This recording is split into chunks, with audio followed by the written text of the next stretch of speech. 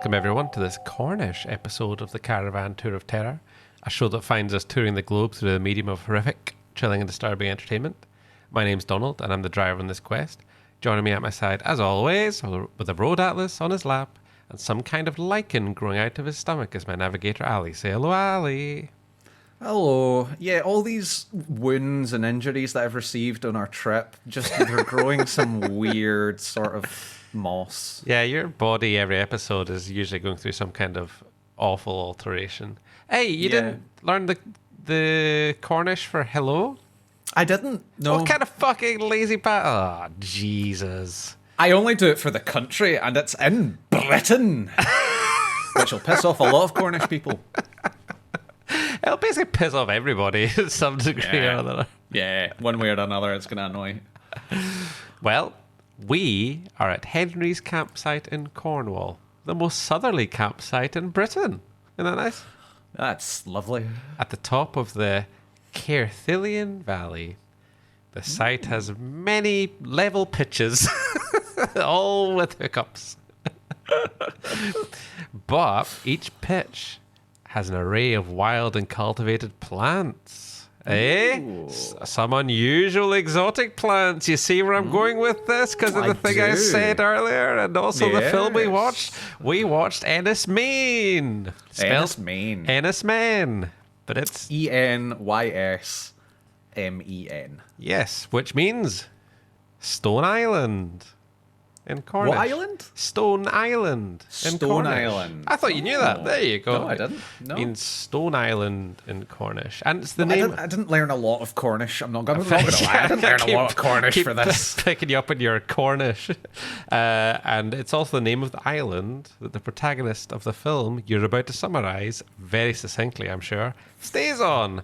Good luck summarising this one. Enys Men tells the story of a woman who is living on Enys Men. She is a naturalist volunteer. Botanist, I think. Yeah, volunteer botanist. Who is basically keeping an eye on a very rare flower that is growing on the island that she makes daily check-ins with and writes down its condition. She is ostensibly alone on the island. The island's history and... The train ran off the tracks. Oh, it really did. Like the main cart's would. flown off. I'm going to be fucking honest. This movie is very hard to describe. This might actually be the hardest movie. I've said that before about movies. This might be the hardest movie to describe. You've got a new high bar for trying to summarize a film. So, this film is pretty non-linear, pretty arty, like experimental. Experimental. The stories, you're not entirely sure exactly what's happening, and the director likes it like that, and he purposely doesn't confirm things about it. It kind of just talks about themes and has imagery rather than being a linear A to B story, basically. And if you don't like the sound of that, then skip to near the end where I talk about another film you might like, but otherwise ignore all this shit in the middle because you will not like this film. That's it. I'm sorry. If you find that kind of thing really frustrating, maybe you'll like the imagery, but look up a trailer because it looks gorgeous. Why does it look gorgeous? To certain people that like this thing. For a couple of reasons. I mean, apart from the fact that it is just like the shots are very natural. And I mean that in the literal sense of it's all about the greenery, her like close-ups of her stepping on ground. It is also the most distinct thing about it is that it looks like it was made in the 70s. Yes, it does. We've seen movies that kind of go for that before. This, like, if you didn't know this movie was made last year, you would not have a clue. You'd never know. Yeah. Because it's shot on 16mm with a clockwork camera, and no sound is captured during filming. All sound is added after the fact because the camera used doesn't capture sound. So it gives it... No boom mics in this. Yeah, so it gives it... So I believe the camera equipment is authentic to the time as well, and I will also talk about that later when I talk about other films to watch. But it means that the film used is slightly degraded at times. It's very... there's a lot of visual noise, but also it's been processed in a way, or exposed in a way, I think slightly overexposed, so the colors are very, very lurid, which also feels like a retro thing to do. So it gives it this very, very unique look, top to bottom. It certainly does. It is a modern movie that does not at all look like a modern movie. And it's set in the 70s, so that's also... Conveniently, if it was set in like 2355, I would be like, what the fuck is going on here? Yes, it is set in the 70s. Yeah. So you basically follow this botanist.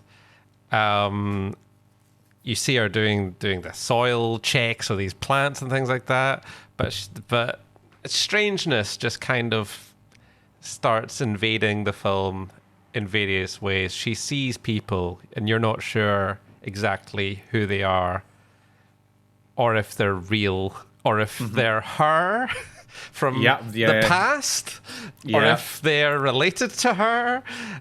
You see figures from the island's past that... oh God, it is... This might end up being one of our shortest episodes, I'm not going to lie. It is so hard to discuss. So, okay.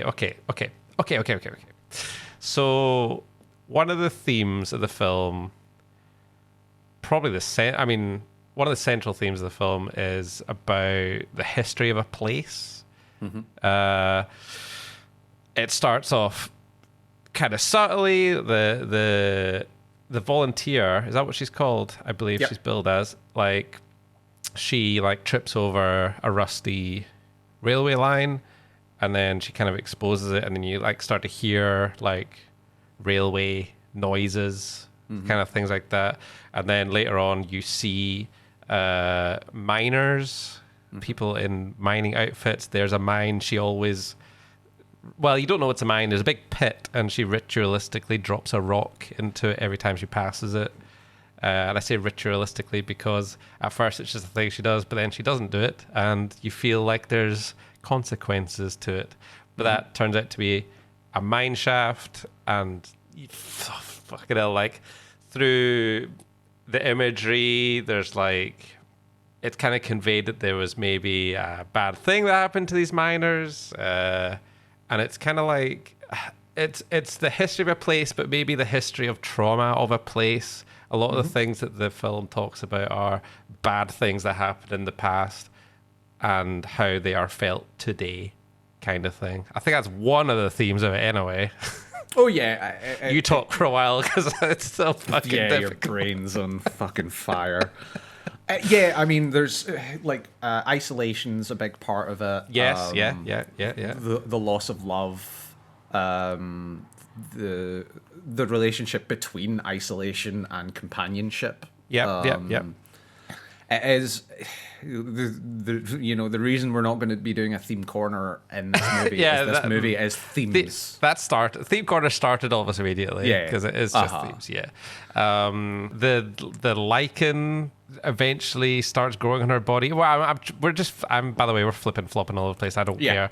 I'm sure it might have been Kermode, or it might have been the director, said it kind of evoked time, ancientness, and I was like, it sort of does actually. Okay, I'll give you that one, because these things are so open to interpretation that people could probably interpret all kinds of things onto this. Oh my God, there's backwards movement. Yep, a lot of that, both in terms of characters that appear, are shown doing things in reverse, but also nature. You see the tide going out, but not going out. It is literally reversed. Yeah, it's reversed. There's a shot where the volunteer leaves the living room of the wee cottage she's staying, and she walks into a mirror image of the living room. But they did that. They had to make like, so all the set had to be made in reverse. Yep. Otherwise, so there's the, well, I'm sure we'll touch on it later. There's like a sign that says oven. It's not to do with an oven. And they had to make a reverse sign. Otherwise, it would have been reversed and silly things like that. Yeah, there's a shitload going on in this film. There is. There really, I mean, like also the way it plays with time and your expectations of time within that context are all over the place. Yeah. You know, there's this movie, like, even if we do spoil things, this movie is hard to spoil because it's not about the plot. It isn't. Yeah, I mean, you literally, no one knows exactly what the plot is, I would argue. So you can't spoil. You could. Yeah. So, like, she writes in her diary. I think the first one you see is the 23rd of April, 1973. But as that's being talked about, as she's doing that on the radio, they talk about a boat being lost on the 1st of May, 1973, which is obviously later in time. But that boat is also commemorated on a plaque saying it sunk in 1897. Yes. Yeah. So it's all over the place. Like, it's a very strange movie. Yeah. There's yes. You also just have like images which are strange and with very little explanation. She's looking at the planet at one point, and behind her there just appears about 10 women in like old-fashioned clothing, and they're just murmuring a little song and doing a little stampy dance. Yeah, they're kind of like marching in place. Yeah, not acknowledged by the main character, who doesn't see them. Nope. Yeah, and then you just move on with your life. Yeah. There's a priest that appears and just says a couple lines completely like away from, not next to her, not near her, just out in the fields. That it cuts to. Is that the one that sings the hymn later? I can't remember. Yes. Yeah. Okay. That's fine. That's the actress's father. Oh. Also a noted character actor. The actress is the director's partner. So. Oh, really? Yeah. So a lot of. I don't know. It's a family movie. Yeah, family. Yeah, it's a family movie, but not in the sense that says. Yeah, I almost usually said that. Then I didn't want to say that, and I was going to say like, it's a movie with people, which is certainly fucking nice. Nearly all movies ever made, apart from Coin and Squatsy, probably. Anyway, the style of acting, it's not just made it's not just shot as if it's in the 1970s. I feel like the style of acting is also slightly. It feels retro. Yeah. It's hard to describe exactly why I think that. It just feels like that. It feels like also, this is another thing I'll talk about with confidence and no knowledge of. It feels like one of those 1970s public information British adverts. You've the famous one of the Watcher of the Water who's like, don't swim in the canal or I'll get you. You know that one? Yeah. And they're all they're shot on film, and there's just a eeriness to them. There's a bit of an eeriness to this, although it only has one moment of actual like scary moment. Yeah. Otherwise, it's more just about the atmosphere, and the whole film is kind of more about the atmosphere, not just the horror aspect of it, I would say. Yeah, it kind of reminded me in the way it's shot, obviously not in dialogue, but the way that it's shot and the way that the characters literally act, remind me of that kind of like 60s, 70s, like kind of kitchen sink realist dramas. Oh, of which I've watched many, many, many. I have not watched any. I don't know what you're talking about, but it's fine. I believe you. Yeah, so it's that kind of. It was that kind of way where during the 60s and 70s they got out of that sort of stilted way that movies used to be. Oh, I see. Yeah. So it became this like about real people doing real things in a very real manner. And that kind of comes through despite the fact that this is like an otherworldly, ethereal kind of movie. Yeah. It's that kind of like straight like this is a person doing this thing rather than this is like this over-the-top character or this caricature of a person. So it's got a very, very deliberate. I mean, this was like we talked last week about a couple of movies where it's it's especially being Terrifier, someone's like vision, someone's passion project, and this is that, but on the complete other side of Terrifier. Yeah, like I could see this guy having like thought about this movie for like 20 years, written down notes, like that kind of movie of like, I'm making this for me, not for anyone else. Yeah. Well, the Mark Jenkin, he's obviously Cornish. I do have the Blu-ray, and it includes stuff like Haunters of the Deep from 1984, a children's film foundation adventure that shares many West Cornwall locations with Enys Men, made quite an impression on Mark Jenkin. So it's stuff that like he watched when he was a child. The really nice BFI Blu-ray. They include the Blu-ray, the DVD, and all these special features, including movies the director said were influential in this film. Jesus. I think that's a really good package for what. Yeah. Like, isn't that cool? So I didn't fucking watch it, obviously, but I might one day. I was just like, oh, that's really cool. I'm very busy, though. Like, I'm going to watch Terrifier 2 again. I don't know. Yeah, it's very much his... I did watch a wee interview with him, and I think he was born in Cornwall, moved away, learned filmmaking in London or whatever, and moved back later in life and had like a... I don't know if it was newfound, but he has a love of where he's from. So he's made 2 big films, both set in Cornwall, both really Cornish. Yeah. Really fucking Cornish. So it's, and unfortunately for us, we know fuck all about Cornwall. We do, but there are things that resonate depending on where you're from, I suppose. So a big thing to do with this film is like maritime loss. So as you say, the radio was playing that like memorial thing about this lifeboat disaster that happened. Trawler. Oh, I thought that the Governor, see the sign on the mantelpiece, I thought that was a lifeboat that was trying to rescue the trawler in distress. So I'm not sure. Yeah, it's probably both. Probably whatever.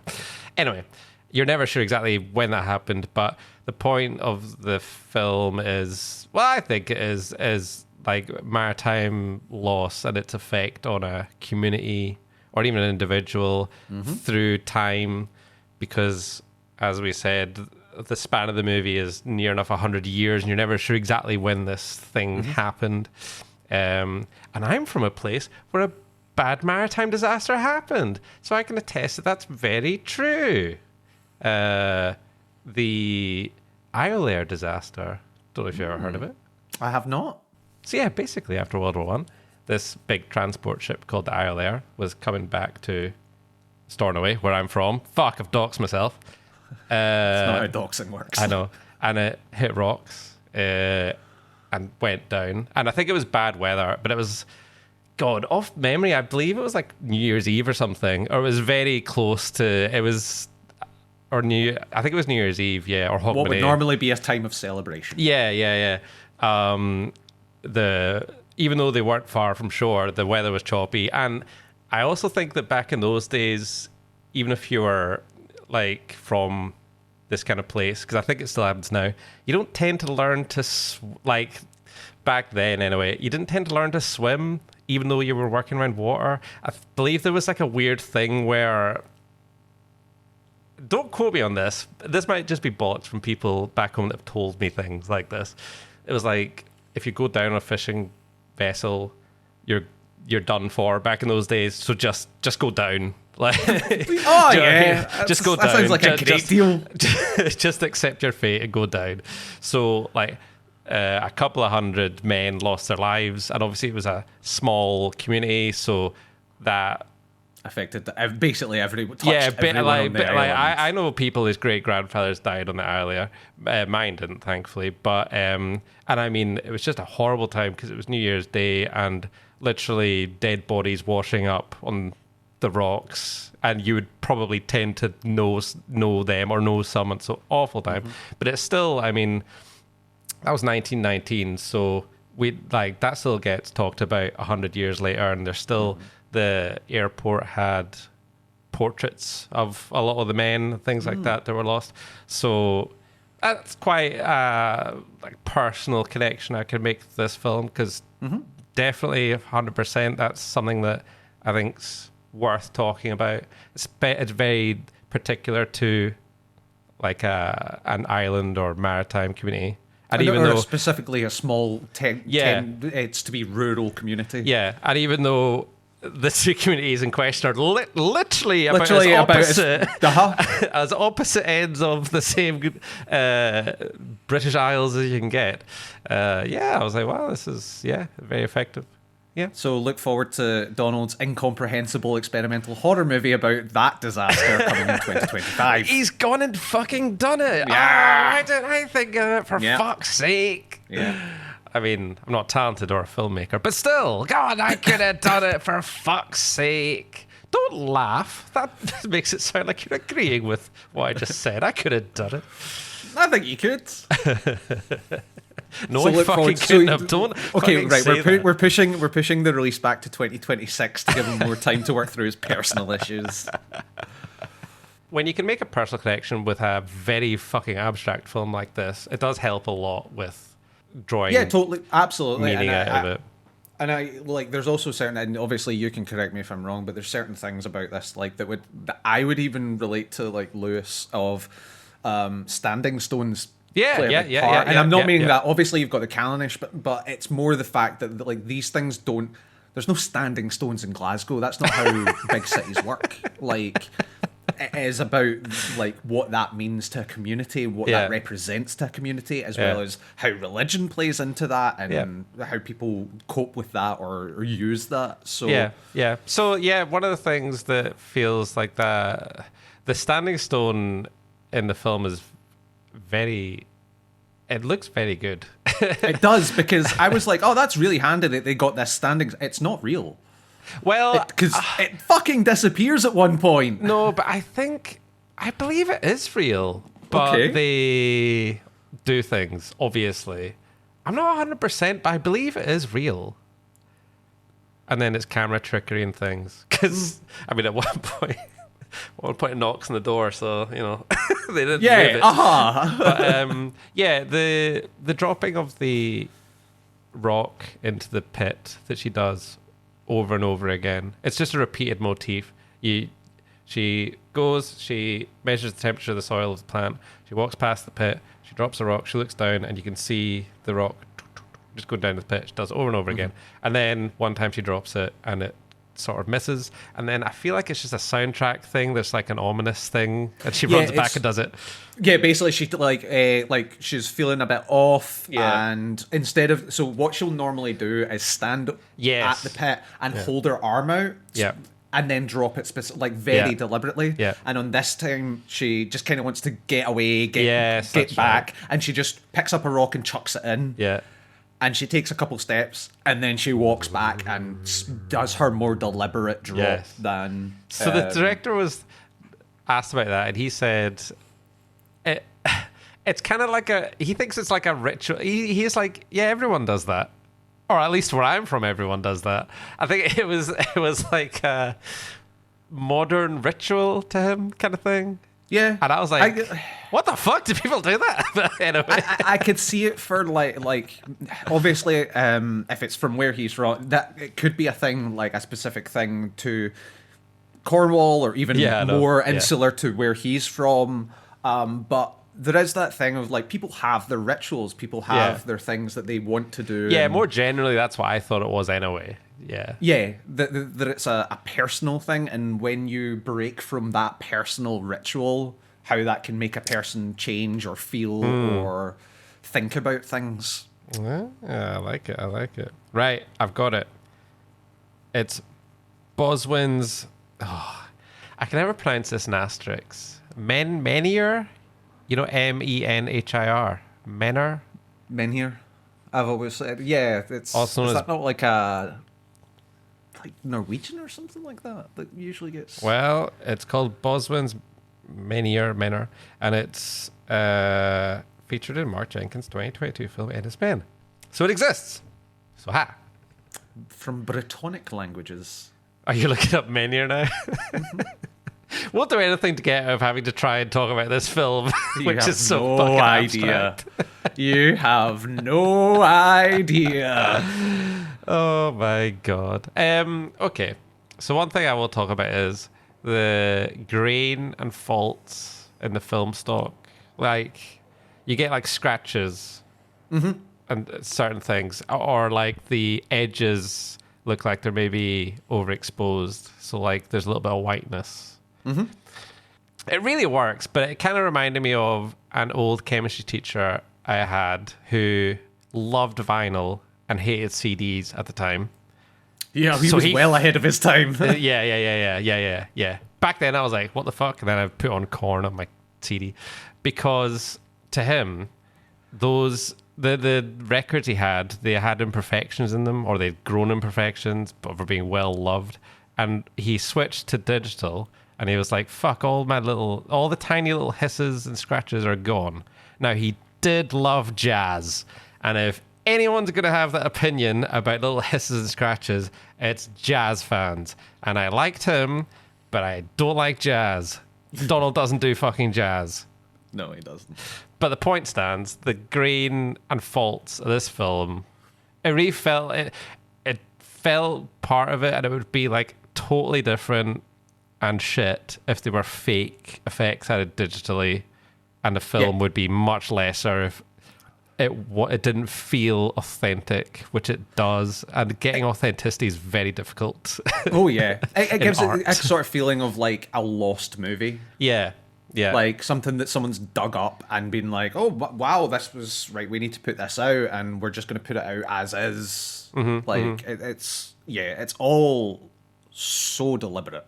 Yeah. It's interesting you mentioned lost movie actually, because I just heard of a horror movie the other day, and it is a modern film that's made to look like a lost 70s movie with bookends of talking about it was like a dangerous film, and there's like images inserted into it that's, you know, supposed to be like subliminal. Oh yeah, subliminal, and maybe scratches and things.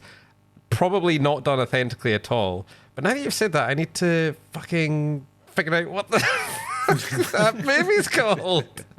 Oh no! Really, the way that the time through the beginning to the end of the movie flows is extremely odd. Because even though, like, I've already talked about that kind of like, the boat, the way whether it's 1973 or 1897 or whatever. Yes. But even she keeps a record every day, and every day you see her writing the next date, but it still gives this impression of like timelessness. Like it's like she's making up her own timeline to a certain extent try and keep herself. At least this is what I got from it. And again, that's all this fucking movie is. Is that she's like using this to keep her own head straight in terms of day to day. All these weird things are happening. She's got lichen growing on her, like, but she needs this kind of like ritual routine to keep her from, because again, she's alone on this island. To keep her sane, to keep her going. And it's time plays such a huge part of this, and I think it's in so many different aspects, as you said, with the way that time can affect a community, how it can affect a tragedy, and then how can it affect a person. Yeah.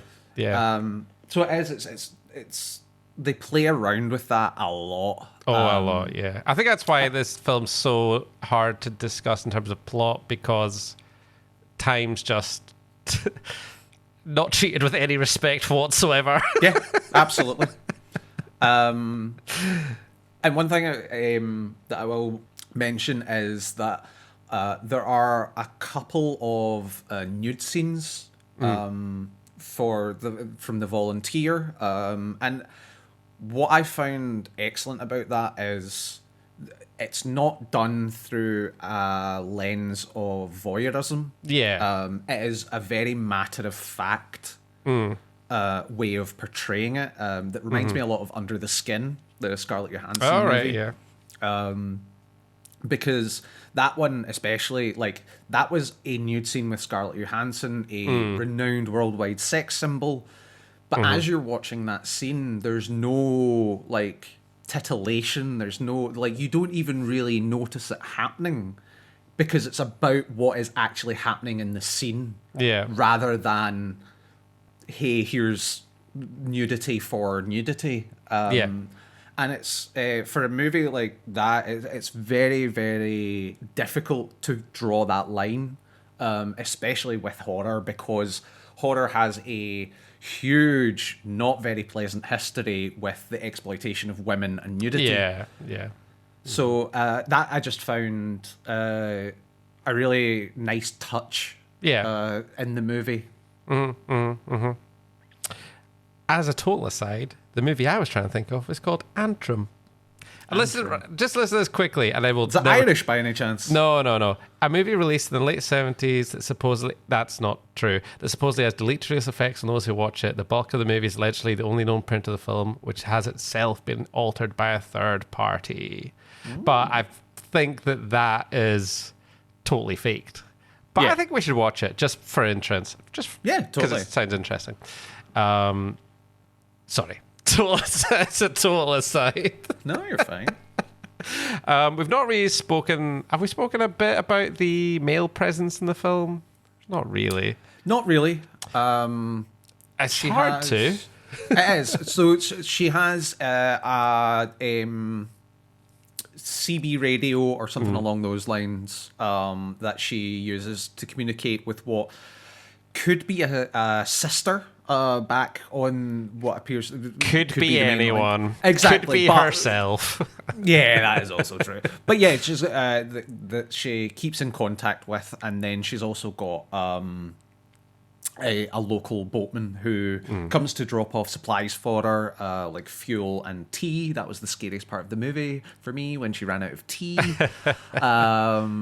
The boatman's role throughout this movie is very nebulous because...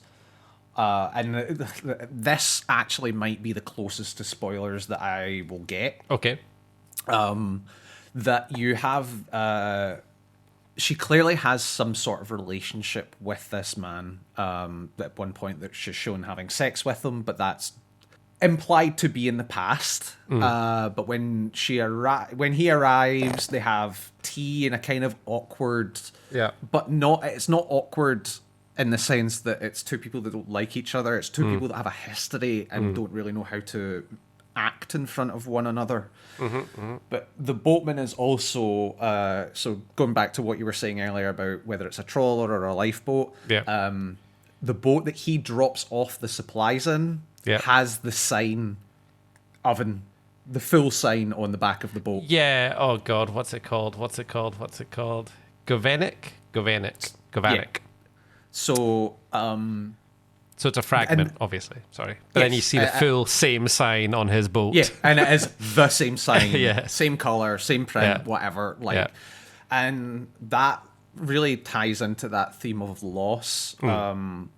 And it's a mixture between love, loss, loss of friendship, loss of companionship, her getting thrown back into that isolation, and whether she's imagining this, or it's actually happening, or all that is obviously left up to the viewer. But it really plays into the whole, like, a lot of the themes in the movie, with the way that he both interacts with her through the radio and in person, but also his supposed death, whether in 1973 or 1897. Yeah. Yeah. It's an odd movie. Yeah. It's a movie unlike almost anything I've ever seen. And I do. It's so hard to keep going on this. Not that it's just so It's just so about the imagery and the feel and the mood, and it is very fucking hard to convey effectively in words. It really is. I will say that we did touch upon earlier that all the performances in this feel very natural. Well, I disagree. I think they feel unnatural, but of the time unnatural. As in natural. As in suitably stilted. It's what I thought they felt like. But, tomato and all that. Yeah. Either way, we both liked it for completely different fucking reasons. So great. I don't think we know what the hell we're doing. With this one, it's arguably the hardest to talk about that I've ever had to talk about. Maybe anything in my life. Yeah. And I will say I literally had no idea what this was like going into it. So I was like, oh, God. Oh, man. When 5 minutes in, I was like, right. Brace yourselves. Yeah, and I mean, 5 minutes in, that basically continues through to the end of the movie. Yeah. Like, it's not a movie of big highs and low lows. It is a movie that happens. Yeah. And that is not a criticism or necessarily a praise. It is just what it is. Yeah. Which is very much in line with what this movie is. Do you want to rate it? Go on. I don't know. Go on, rate it out of 10. Go on. I don't know if I enjoyed this movie. But that is also not to say that it is not a quality movie. Yeah, you can recognize something's worth and say it wasn't for you. Exactly. I would probably, if I had to rate it personally. Yeah, I'm just going to force you. No, I know, and that's what I'm going to do. But if I had to rate it personally, as in, like, did I enjoy this movie? It's probably a 5 because it's so weird. It's so unique, and you get out what you put into it. Yeah, to a certain extent. But in terms of quality, it's probably a 7 or an 8. Yeah. It is a passion project that is masterfully done. Excellently acted, beautifully shot.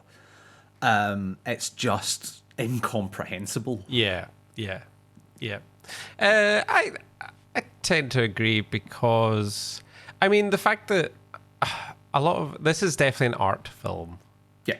And a lot of art films, it's not really our bag. And even some of them even border on, do we really recognize why these are supposed to be good?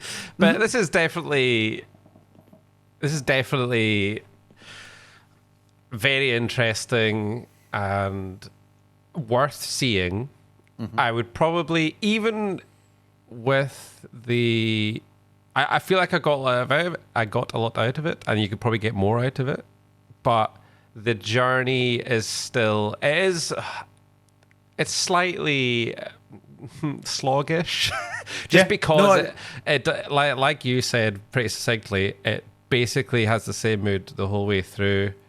It's not the narrative isn't linear or straightforward or really present, so it's not that I have watched it 2.5 times, but I don't know. I don't. The toughness of watching it does mean, can I give it a 9? Thinking that, would I watch it tomorrow? No. It's hard. I mean, there are other films like that I would give a 9 and say I don't want to watch it for ages, like Son of Saul, a grueling World War II Holocaust film. So it's tough. I'm saying an 8, I think. That's fair. Even though the quality is really high, I'm still saying an 8.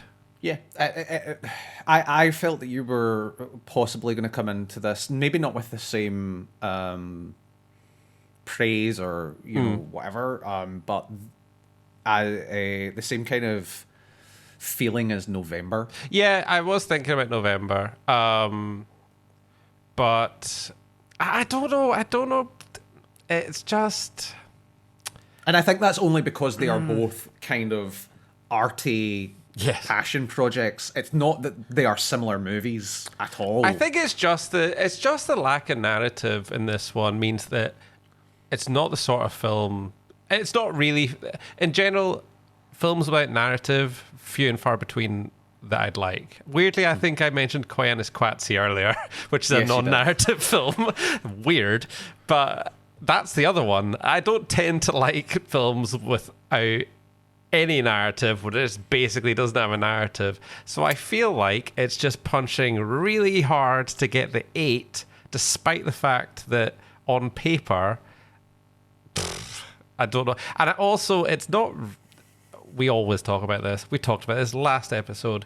It's not a horror movie because Mark Jenkin says it's not a horror movie on the commentary or in the interview or whatever the hell I heard him say it's not really a horror movie. So fucking hell. Yeah. Yeah, I don't even know. It's a movie that is kind of genreless. Yeah, like what is it? Like you can't really just put a pin in it, and that is the whole point. I'd love to see it in a theater. If it was, because I know they have done film print projections, like authentic film print projections. I'd love to see that once. Yeah.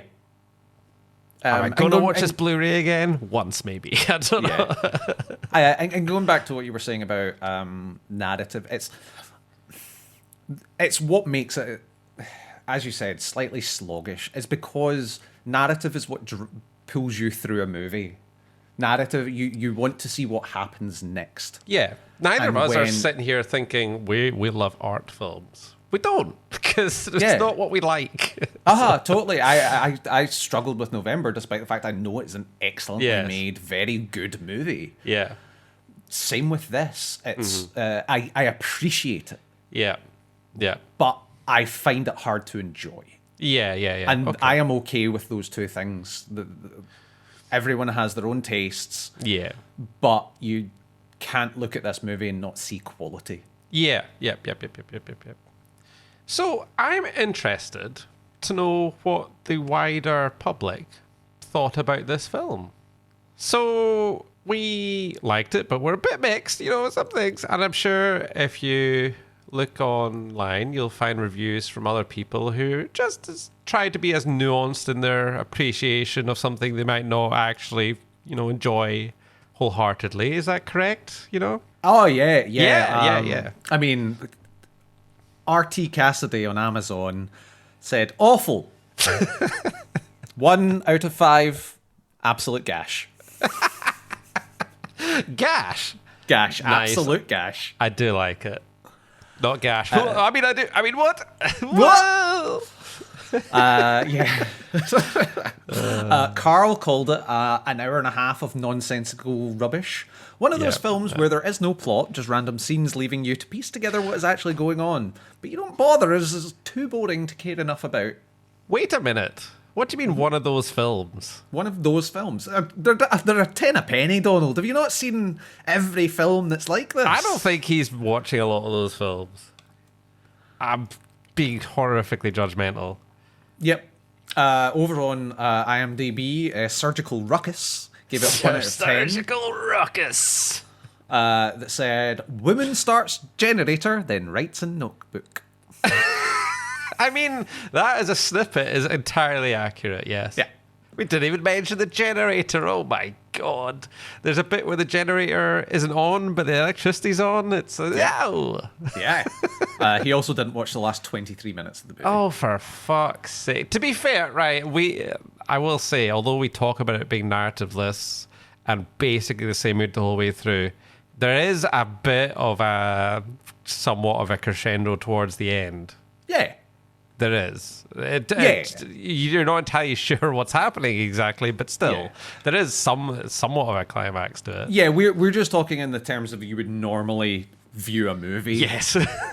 Like, it isn't just like she walks from one side of the island to the other, and that is the end of the movie. Yes. It's not as narratively bereft as we are saying. It is just that compared to most movies you will ever see, there is essentially that no we plot. will ever see. There probably are lots of narrativeless. Obviously. Yes. Film school exists. Yes. Gummo exists. I believe that's also slice of life filmmaking exists, and I believe that's a lot of no payoff, no nothing. So. Gethin Jenkins Jones gave it 1 out of 10. No joke. Perhaps the worst film I've ever seen. We need to show this person A Cloud So High. Because that's a bad movie that does have a plot. Yeah, this person says they spent some of their life in Cornwall. They studied as an ecologist. And they're a movie fan that knows the basics of good storytelling. And they hate it. Oh, is that Gethin? Sorry, is Gethin that was in the call? Same Wow. review. Same review.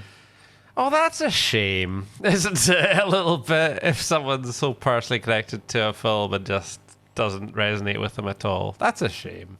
He's a movie fan. He loves Transformers. Don't get personal. That's the worst attack you could ever make on Gethin here. He probably has better taste than we do, for fuck's sake. He's reviewed one movie. And is it this one? Oh, wait. Oh, no, he's not. No, he's reviewed one movie. All right, well, we can draw no conclusions about his taste then. Yeah. He felt he's a movie fan, and he felt this was the one he needed to review. Christopher on Amazon gave it 5 stars. This is a true gem. Wow. What an incredible film. Horror that stays with you for weeks. No. Yeah. You can see why I picked this one out. Film that stays with you for weeks. I'll grant you. And not for the reasons that you would expect. Yeah. Oh, God, imagine if you just saw that review and you're like, my God, I'm going to be terrified. Yeah.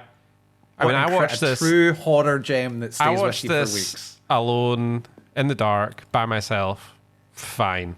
Mm-hmm. I don't think, my pulse can't have quickened once. No. And I'm not slowed, brave. Probably. I get scared by things, Alistair. Okay. Slowed. It matched the stampy dance of the old women.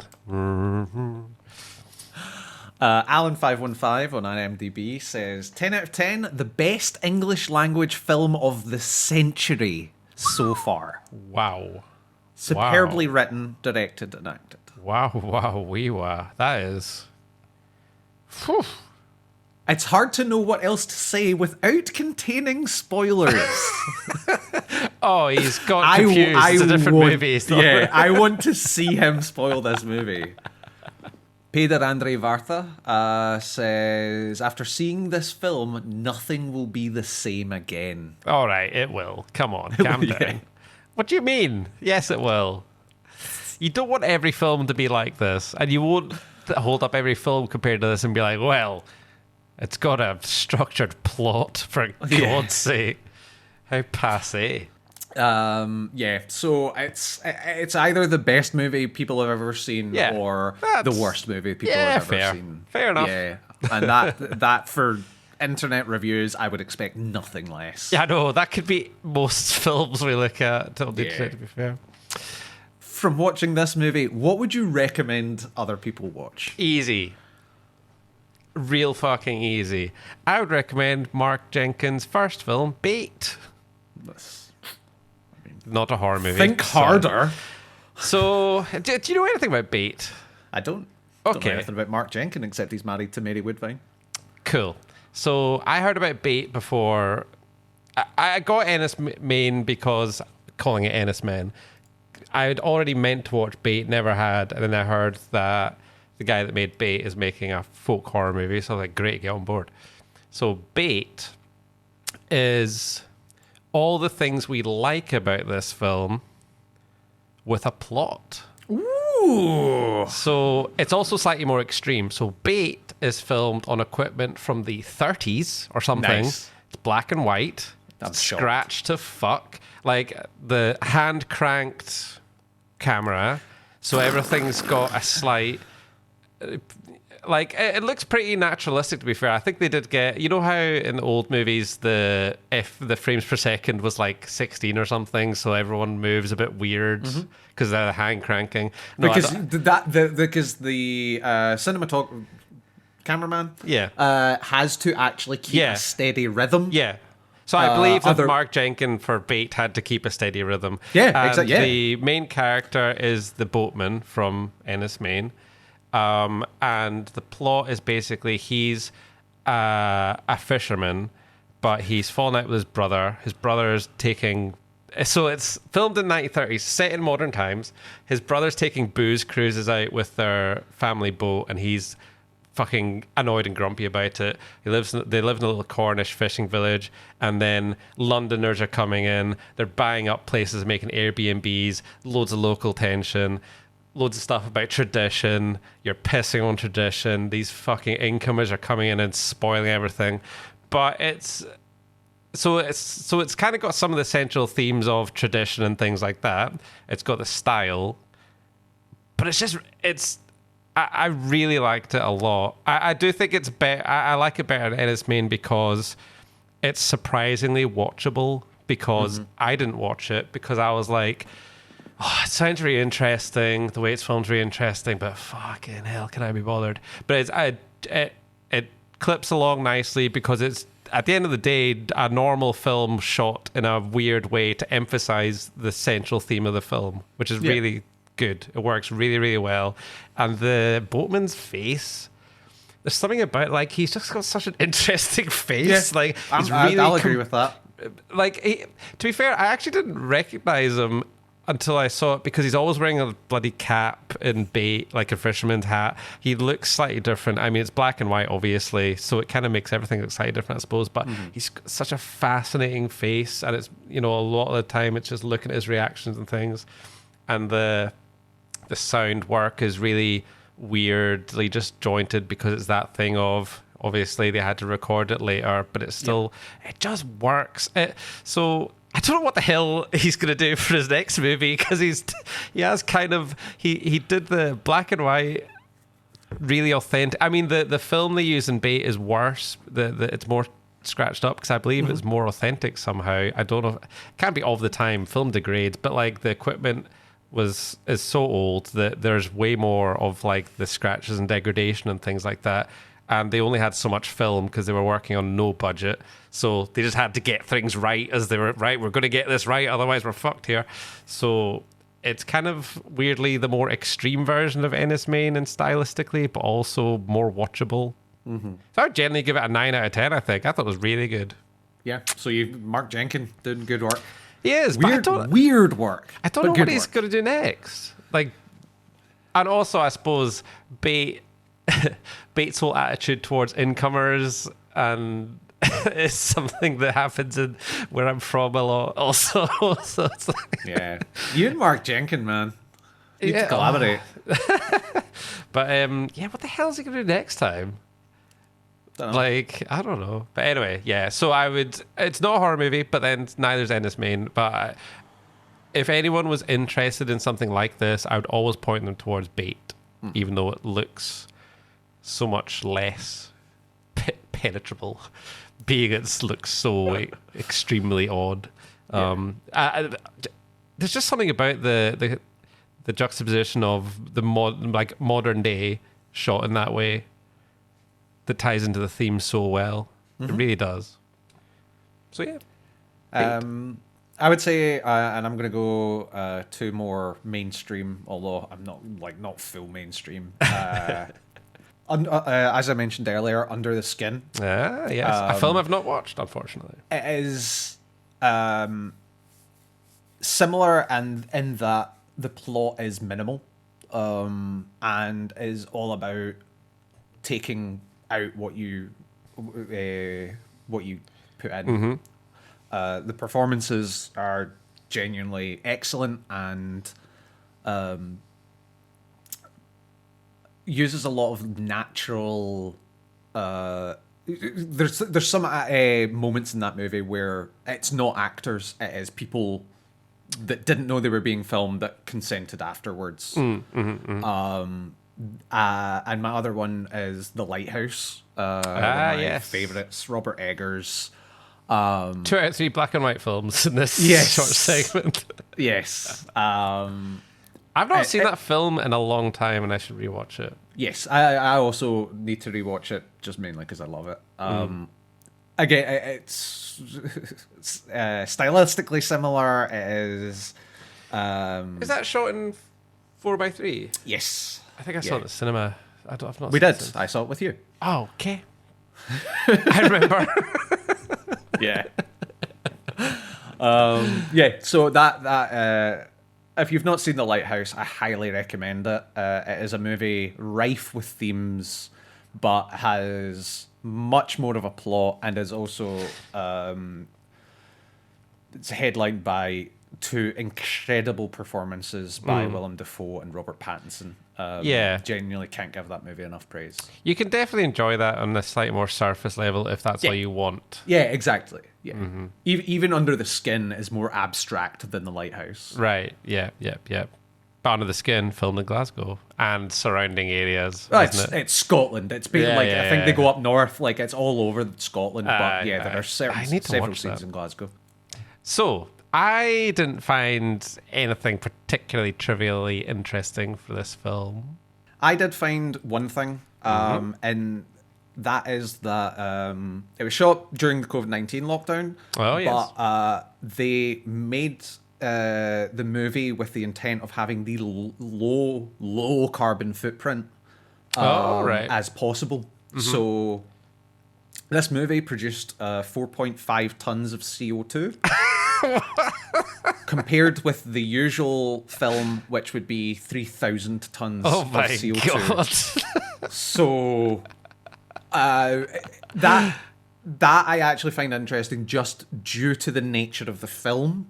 Of it being a very natural film. And small crew, small cast, remote island. And I don't mean bad, like the fact that they were able to get that low carbon footprint, they had to get all that stuff onto that island, off of that. Like, do you know what I mean? So, the fact that they set out with that goal and made this movie from it is very impressive. Wow, I didn't even know data was available like that. My God.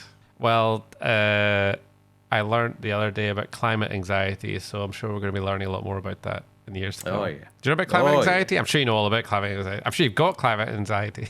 I mean, is it, oh God, the world is burning? It is, but I think it's specifically they want to study, or they're seeing an effect in younger people because it's on their minds more. They're getting more affected by it. Yeah. The existential dread's hitting earlier than usual because we're screaming towards a crisis. It's all good. Yeah, it's all fine. Ah, dear. Fuck it, we'll just make podcasts till the world burns. We'll listen to them on gramophones. We'll need to put this on vinyl because digital, everything electronic is going to go. We've been in the UK for a wee while now. Mm-hmm. Or where are we off to next? Funny you should set it up like that. I think it's time we shake it up a bit. Yeah. I think we should go further afield. Okay. I'm thinking... the moon! Asia. Ooh, that's a large place with many countries. Where in Asia? I'm thinking we start in Japan. Okay, that's how are we going to get the caravan here? There? Drive, yes. Well, we'll see you in 2 years. That's usually how these podcasts go anyway. Exactly, Either way. Yeah, I fancy a bit. I'm in a bit of a J-horror mood, and then I think we'll just do a wee, yeah. A wee gallivant round You Asia. fancy it? I'm totally up for it. I don't drive, mate. So I'm stuck in this caravan. You're not my hostage. Yeah, well. Can you please confirm for the audio recording that you're not my hostage? Ali, I'm not Donald hostage. You just doxed us? Wait, you don't know what doxing is. I've learned through these podcasts. Right. Until, well, see you in Japan. Yeah, right? see you in Japan. I know what hello is there. I'm not saying hello yet. Say goodbye. Bye. Oh, God. Bye.